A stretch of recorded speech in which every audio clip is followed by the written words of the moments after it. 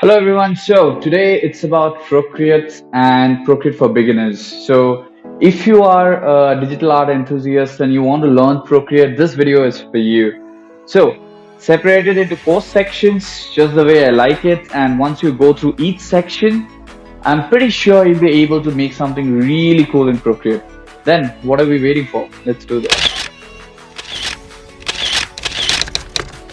So section 1, first things first, you create a new canvas. Now you have your canvas. Most important thing in any drawing is what? Your brushes or your pencils, right? So Procreate has a very good library here. If you see, you have hell lot of options here, but ideally you'll be using mostly, 2 or 3, but yes, you have a lot of options, which is a good thing. Also, more importantly, see this one imported, you can import brushes here. Like for example, this is my cloud drive, I can import brushes from here, or your download section. So this is the import section here and you can use it. Another important part would be, you can see this, you can edit your brushes here. Yeah, you can get, or whatever you want specifically, you can edit or create completely new brushes, which I think is a very good thing for any digital artists, right? Now getting to the second step, you see this part. So this lower part is for opacity. So this, see, the opacity is higher, reduce this opacity, see, it's barely visible, right? So basically this is more about your 2B, 4B, 8B pencils. And the first part, and double click like this, it helps you erase. And this first part is for size. Let me increase the opacity. This is for size. I reduce this, it is having lesser. Yeah. Section 2, this is layers. For digital artists, I think layers is something which is very, very important, and it makes your life really easy, right? Today I'm going to mention about the very basic things about how you can do layers in Procreate and things you must know. And of course, the very vast topic, I want to show you one step also of, which is called alpha lock. But one important thing to mention, if you like me, if you do both traditional and digital art as well, I would suggest a less amount of layers will keep your skills in check. Yeah. So let's try to create layers. So first, this is my layer. I'm in layer number 1. This is selected. So let me just try to, let's take one inking brush. Let's see, Studio Pen, one of my favorites. Let's see something like this. Yeah. Now I put, so this is my first layer. Let's say I want to draw something inside, right? So let me create, so this is layer 2 and now I'm in layer 2, right? Now let me just change the color. This is your color palette. This I'll also get into details, but so I have white color selected right now, right?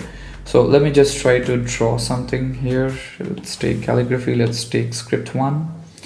And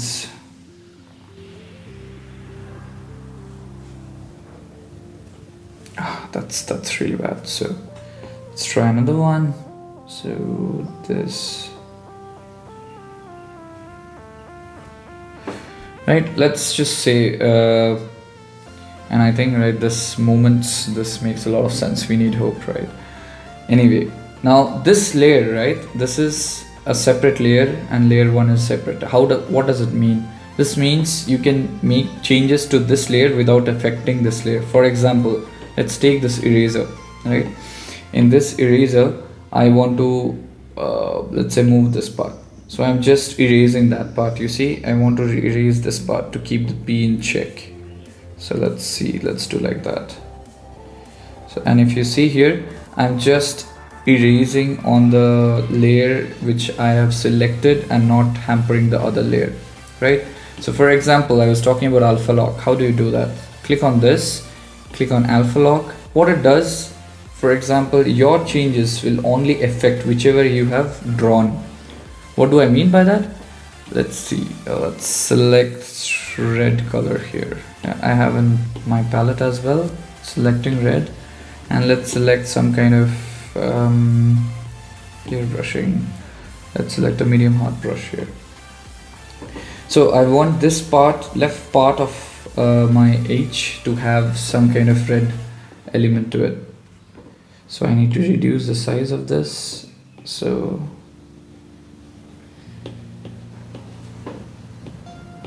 you see that? So it's just affecting my H, and it's not affecting the black part at all, right?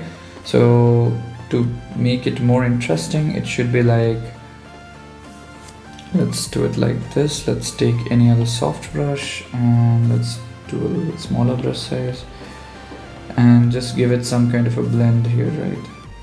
This H, let's do it for O also, let's do it for P also, let's do it for E also.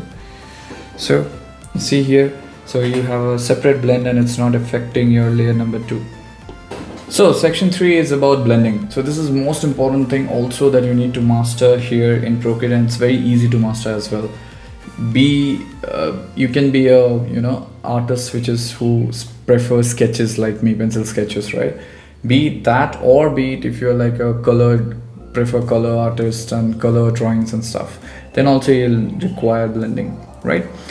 Procreate gives you a very easy option out of the box, which is like there is a blending tool itself, right? This is a blend tool for you. So for example, let me just draw something here. So this, let's say this is a very dark section.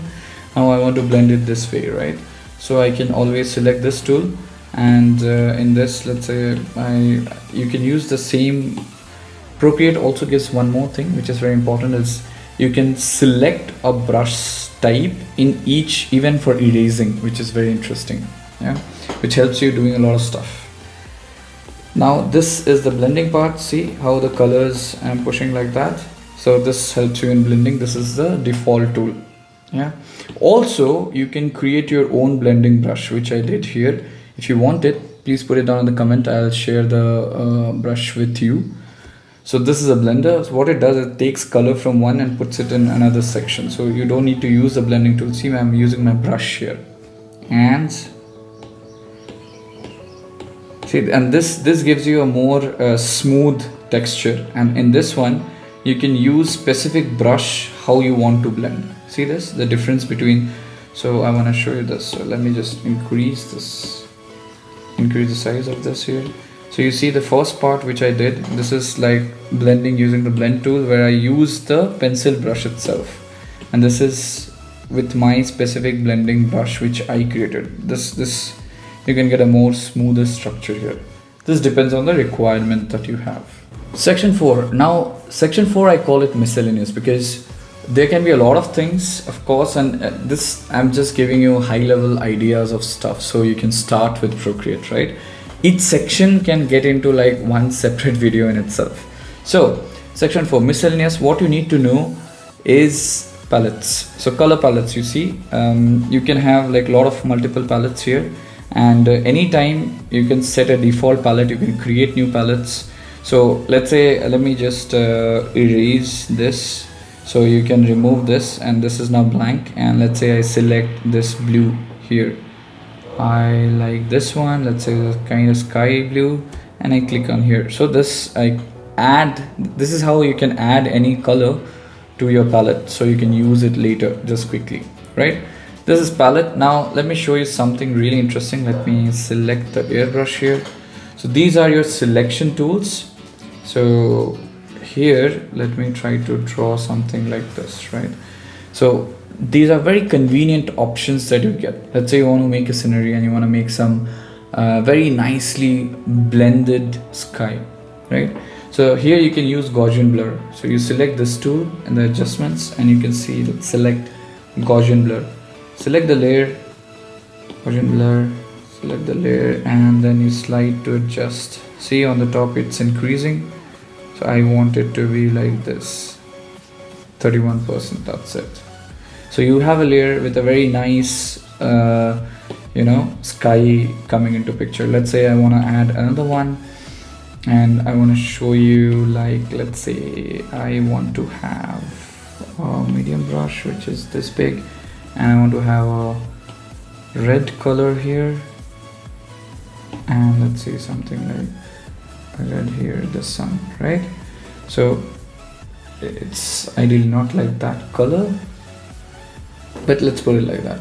Now what I can do, this is a selection tool. You can use the selection tool and you can reduce the size of it also. And so these are some quick things that will help you in making things quicker.